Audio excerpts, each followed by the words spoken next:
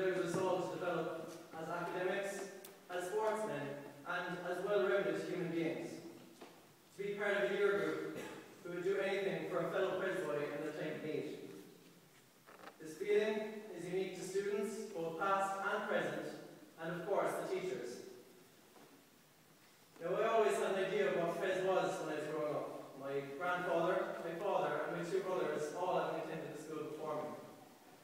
They would have told me about further graduate, yet I wouldn't have had a clue what they were talking about. I now know that it means to act manly, and this is what Pres is really all about. We come into this school like any other 12 or 13-year-old boys, but over the course of the 6 years, we would sure to become capable, responsible, caring, and ambitious young men under the watchful eyes of a dedicated teaching staff. Not that it was all plain sailing, mind you.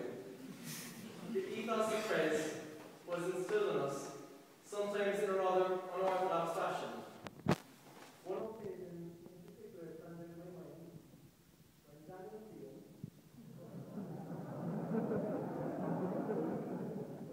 Field was ordered to do 20 push-ups in front of our class because he didn't put up his hand to ask a question. Now, we all quickly adapted to the dedication demanded of us, but I think Daniel took a little bit longer to get over the embarrassment. Suffice to say, he never failed to put up his hand for the next 6 years. Now, everybody's experience of a particular time and place are shaped by their own particular interests. And for me, that was rugby. I always understood Pres's reputation as a rugby school. However, I could never have imagined meeting the great friends that I did and sharing the unforgettable memories with these people.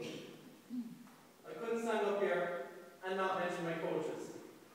I don't think any of us can forget those infamous words coming from Mr. Rowan's mouth to the corner, or Miss Carey's Monday sessions, or Scotty's endless mockings, or Mr. Barry's, well, how will I put it, criminal overuse of the phrase punter.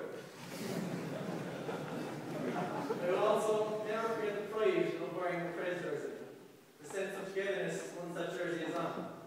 I'd like to thank all those involved in rugby for giving me the opportunity to have these golden memories, which I'm sure will last a lifetime. Now, while we reflect on the joyous memories, I would like to take a moment to reflect on a recent tragic one. Sadly, on the 27th of March this year, the Pres community lost one of our own. We had to say goodbye to Robert Stoker, who tragically passed away at the tender age of 17.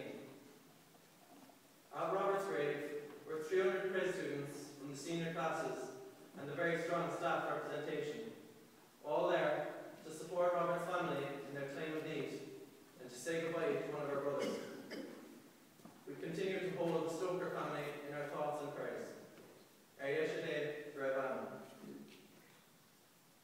Now, before I continue talking with the graduating class, I'd like to take a moment to thank the people who got us this far.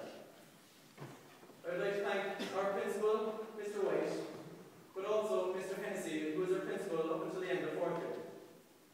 I'd like to thank our deputy principal, Mr. Toomey, our chaplain, Mr. Lynch, and to all the teachers and Pres who have made us realise our own potential and who have pushed us to be the best that we can be.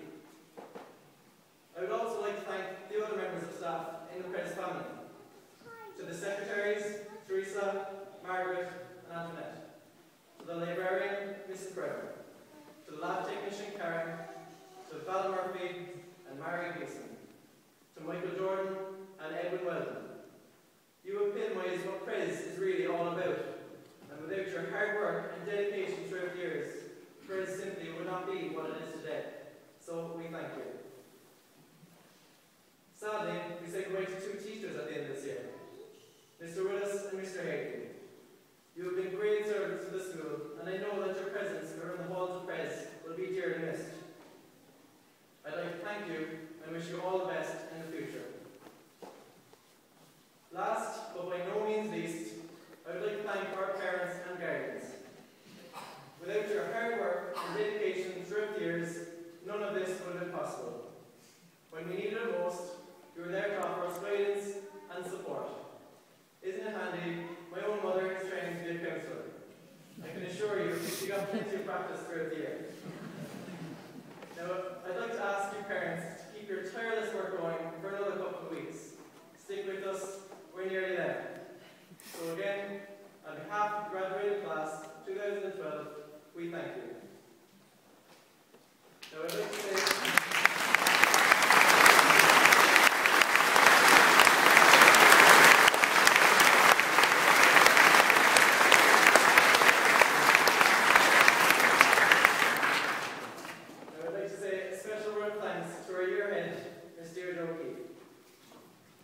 worked endlessly throughout the years to ensure that we all fulfill our potential.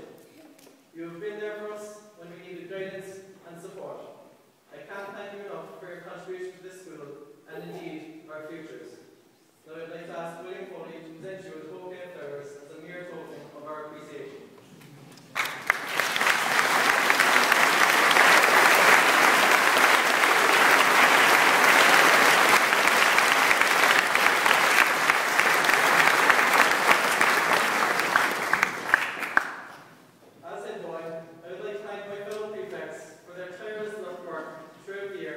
Ensuring that Prez is the best that it can be.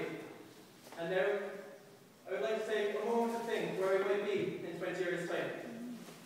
Well, we have an Oscar winner amongst us in Julian Hoare. However, our generation's answer to Albert Einstein in the form of Jonathan Peters. Or the next Paul O'Connell in John Fitzgerald. You certainly look like him anyway, John.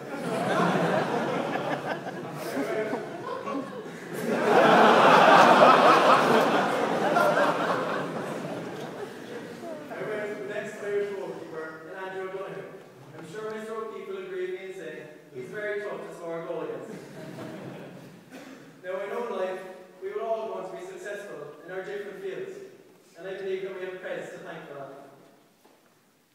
Those who go furthest in life are those who are ambitious enough to do so. As E. Cummings once said, it takes courage to grow up and become who you really are. So let's all look forward and be hopeful about our futures, for we can achieve what we dream. Remember, nobody gets to live life backward. Look forward. That's where your future lies. So now, my friends, Prez has given us the essential skills to strive for success and achieve our dreams. Throughout life, through all the highs and the lows, we must remember what Prez has taught us to be. We must remember